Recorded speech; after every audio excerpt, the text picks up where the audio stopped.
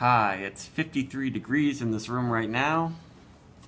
That's why the heat's on, and you can hear that, but got a hot new beer from Trillium. Double dry hop Stillings Street. First time they've ever done it. I love the regular Stillings Street. It's their Street IPA featuring Nelson Sauvin hops that they've never been able to get a lot of at Trillium up until recently. They've been using it in lots of beers. They came out with the regular Stillings Street, and then they were able to do this one. And it's just like all their other straight IPAs. You can look up on Trillium to get more info, except that the main bittering hop is Columbus for all of them. And this one gets the double dry hop treatment with Nelson Sauvin, the enigmatic New Zealander hop. It's described with some interesting words like lychee, lime, white grape, lemongrass on their website. But one thing that most people don't mention is a fresh cut like jalapeno aroma that I always get from Nelson Sauvin, almost no matter how it's used, almost a smoky sort of thing. Somewhat similar to Equinox, but Equinox seems like it's even more enigmatic. I can't figure out. Sometimes that hop can be soft and juicy, sometimes it can be like chewing on cedar wood. But we're talking about this beer right now, so let's do it. It was canned today. I know a lot of people like to let their super hoppy double dry hop things sit for a while, but I like to try them at many ages. That's why I got a 4-pack, and it smells very nice at first. Of course, there's going to be lots of stone fruit tropical things underlined from the hop aroma by their yeast. Ooh. Oh yeah, I get that resinous pepper aroma, but it's on top of a bunch of kind of cotton candy bubblegum aromas. Ooh, that's nice. And of course, there's like mango-y, pineapple, peach, very peachy too. And this is, I guess, maybe not as hazy as Double Dry Hop Congress or some others. I don't know. It's pretty darn hazy though. Like you can't really tell that my finger's behind there when I put it there. So it's pretty darn hazy. And it's a pretty fun aroma, this beer. It's got all the classic tropical juicy Trillium things going on, but then that extra light smoke resinous pepper thing from Nelson is always fun, and it's nice to have as a counterpart to all this sweet, juicy, fruity sort of flavors and aromas.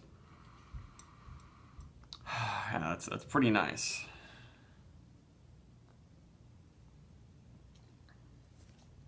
Whew. Yep. Yeah, it's still sweet and juicy, but has a little bit of a sharpness from how crazy fresh it is, and all that sediment. I feel a little bit of, it's not chalky, but more of a grainy, not pill-like sort of feel, but it's some oily, grainy, bitter feel on the tongue that you have to slowly kind of move away. And there's a teeny bit of heat. Yeah, this one packs some punch. It's probably similar to the Double Dry Hop Congress Street when I had that the first day. Pretty intense.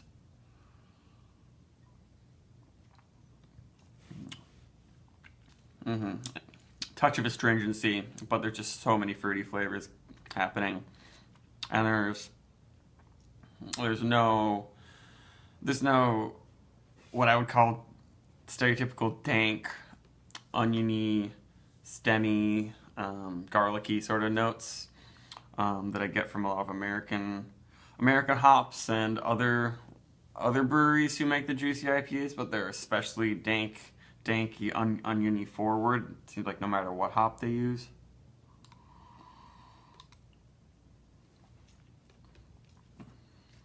And I like all of this sweet earthy spice that's happening. It almost tastes like coriander. Not quite fennel licoricey area, but close to that. More, it's kind of minty, I guess I have that.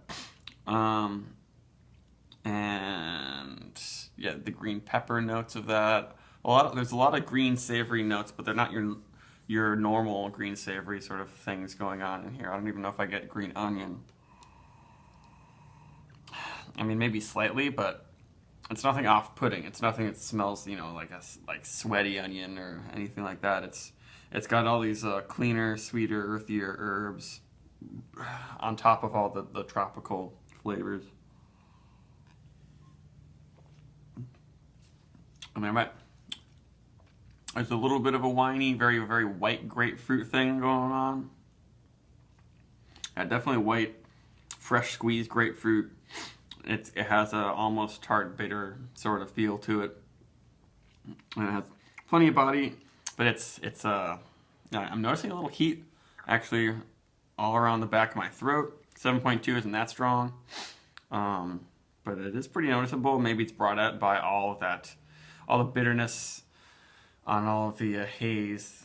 It's just coating my throat a little bit more than it usually would.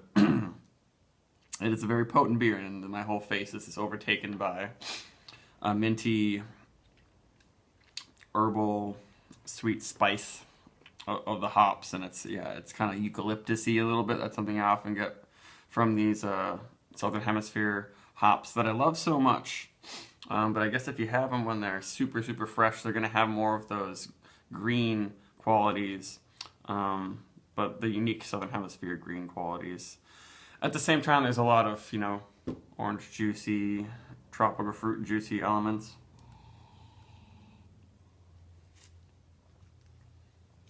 And that pepper note isn't overwhelming, though. And I've noticed with some lower alcohol beers that aren't quite as sweet, that the smoky pepper of Nelson can really be huge in the aroma and just carry out throughout the beer. But this one has a lot more sides to it. It's a little bit hot and intense at day one, but it's cool to experience everything at its most potent. If you're looking for maximum bam of flavor, this is a good one. But the bitterness is not building up unpleasantly so. Really not at all, especially in comparison to some West Coast IPAs I've had recently. And I'm not getting much throat burn like some other Trillium beers have been complained about, that they have some burn, but this is no. They know they got their street IPAs down for sure. But I definitely want to share this one. You don't need many sips of this to get an enormous hop explosion in your whole head. But maybe I don't know if it's my super favorite beer of all time or anything like that. I guess I'd give it a 90.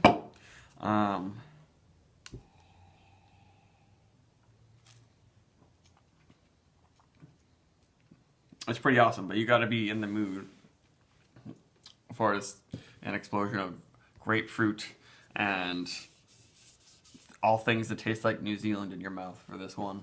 So yeah, whatever, 90. 4.49 repeating bags of popcorn.